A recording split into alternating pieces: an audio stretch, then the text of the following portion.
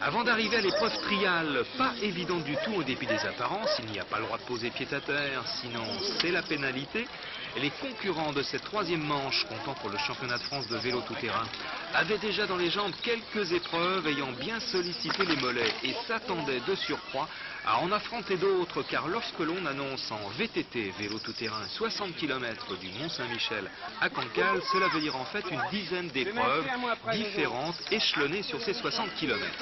Ainsi, samedi vers 15 h au Mont-Dol, une épreuve triale, suivie d'une épreuve de côte, et quelle est raide la côte du petit Mont-Dol, après avoir commencé la matinée par une épreuve de navigation dans les polders du côté du Mont-Saint-Michel, puis une épreuve de vitesse en sous-bois, et avant de connaître tout à l'heure une autre épreuve de vitesse sur la plage, une nouvelle épreuve de côte, et j'en passe. L'ensemble unifié par des épreuves dites de liaison afin de récupérer.